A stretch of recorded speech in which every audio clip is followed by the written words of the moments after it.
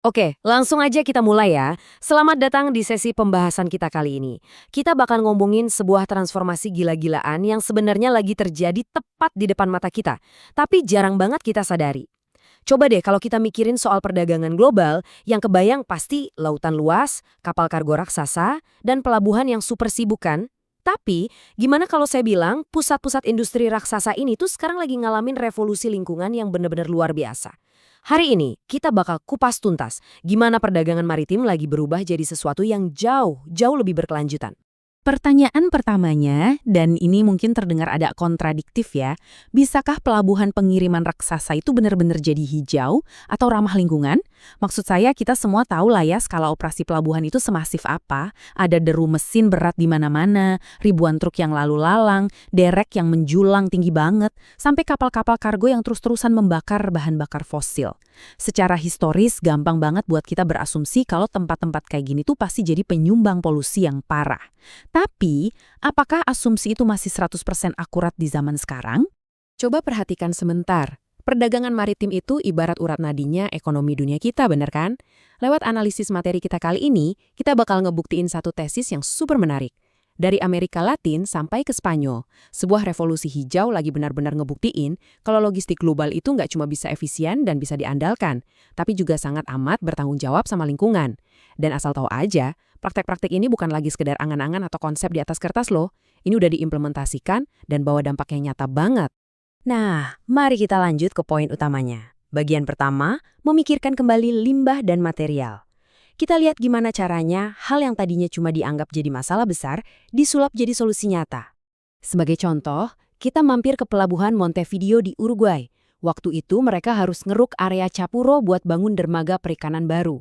Masalahnya, pengerukan ini ngasilin lumpur yang berpotensi banget terkontaminasi. Nah, alih-alih dibuang sembarangan yang pastinya bakal ngerusak ekosistem, mereka pakai proses inovatif 4 langkah. Pertama, ekstraksi pakai kapal keruk isap. Terus kedua, penyalingan fisik buat nahan limbah padatnya. Ketiga, mereka tambahin flokulan. Ini tuh semacam bahan kimia yang ngikat partikel lumpur supaya airnya gampang kepisah. Dan langkah keempat yang paling keren, lumpur itu dimasukin dengan aman ke dalam tabung geotekstil raksasa. Bayangin aja kayak kantong kain berteknologi tinggi yang super duper kuat. Skala operasi di Montevideo ini jujur aja bikin geleng-geleng kepala. Areanya sampai dipenuhi tabung-tabung raksasa yang baru kita bahas tadi. Totalnya, mereka berhasil ngebungkus dan mengamankan 65.000 meter kubik sedimen yang dikeruk. Volume segede itu kan bahaya banget kalau sampai ngandung kontaminannya. Tapi berkat teknik ini, lumpur tadi justru bisa dipakai dengan aman buat reklamasi daratan. Ini langkah yang benar-benar brilian. Mereka nggak cuma nyegah pencemaran lingkungan, tapi juga sukses nekan biaya transportasi material ke tempat pembuangan konvensional secara drastis.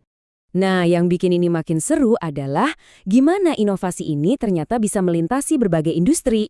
Bongkahan hijau ini namanya Trakaca atau vitreous slag. Ini tuh sebenarnya limbah sisa dari pabrik peleburan logam ferroalloy.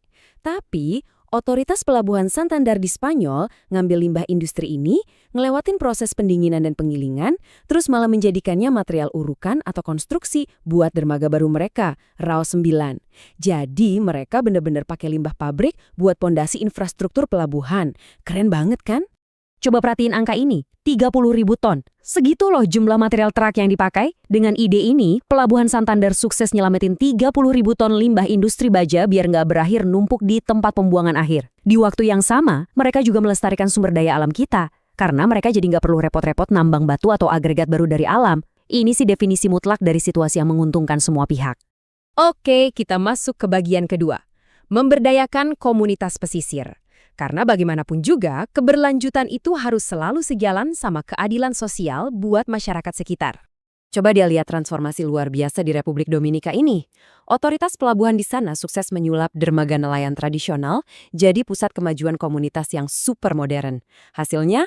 Gila sih, produktivitas penangkapan ikan mereka naik sampai 35%. Sekarang dermaga itu punya sistem pengumpulan limbah padat dan minyak sendiri. Dibangun pakai material ramah lingkungan yang tahan korosi, plus penerangan pakai panel surya.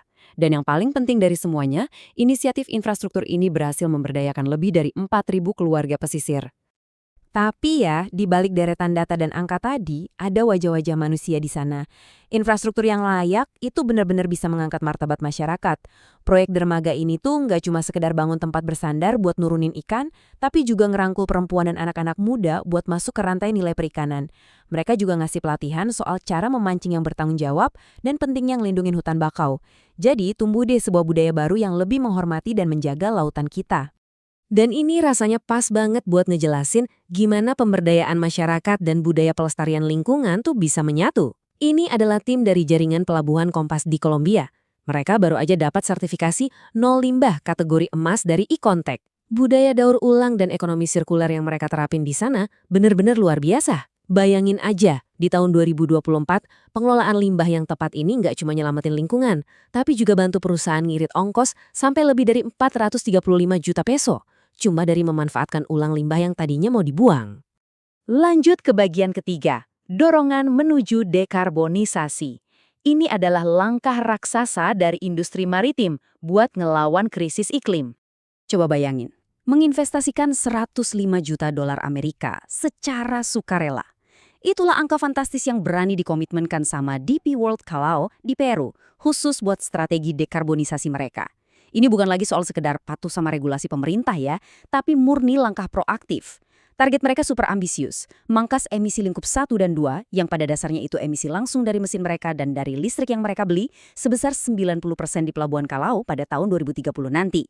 Ini bukti nyata soal keseriusan dan komitmen finansial mereka buat mengubah wajah industri logistik. Kalau kalian mikir pelabuhan tanpa emisi itu cuma konsep fiksi ilmiah di masa depan, wah kalian salah besar. Ini kenyataan hari ini. DP World Callao malah udah ngebangun stasiun pengisian daya listrik pertama di Amerika Latin yang lokasinya benar-benar ada di dalam terminal pelabuhan itu sendiri. Mereka udah ganti armada truk diesel lama mereka dengan truk terminal yang sepenuhnya bertenaga listrik.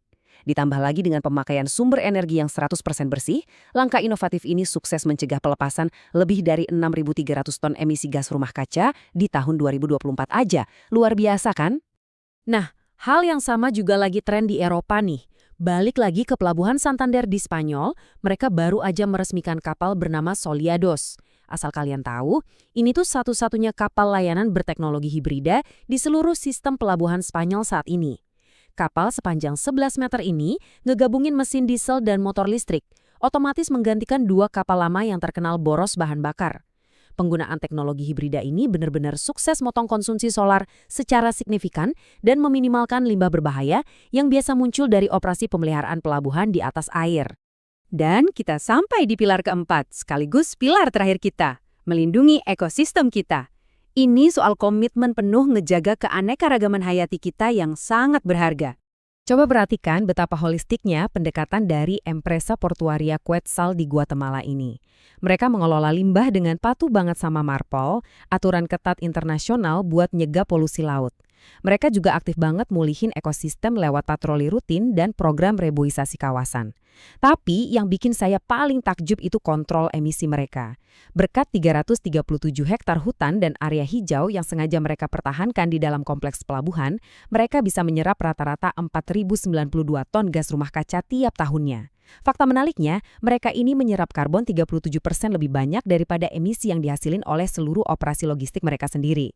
Jadi mereka bukan cuma netral karbon, tapi benar-benar positif bagi iklim. Keren abis.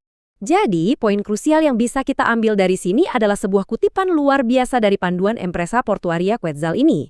Pembangunan ekonomi harus berjalan beriringan dengan perlindungan lingkungan. Kalimat ini benar-benar merangkum semua yang kita bahas hari ini. Kita udah nggak di zaman dimana kita harus pilih antara mau memajukan bisnis logistik atau mau nyelamatin kesehatan planet kita. Kayak yang udah kita lihat bareng-bareng tadi, dari Uruguay sampai Kolombia, dari Republik Dominika ke Spanyol dan Peru, keberlanjutan ekologi itu justru jadi fondasi paling kuat buat ketahanan ekonomi dalam jangka panjang. Kita udah lihat buktinya di depan mata. Inovasi sirkulem, dekarbonisasi, sampai pemberdayaan komunitas pesisir, semuanya udah diuji dan terbukti banget bisa diterapkan dalam skala besar. Nah, sekarang pertanyaan besarnya buat kita adalah ini. Akan seperti apa sih wajah rantai pasokan global kita di masa depan?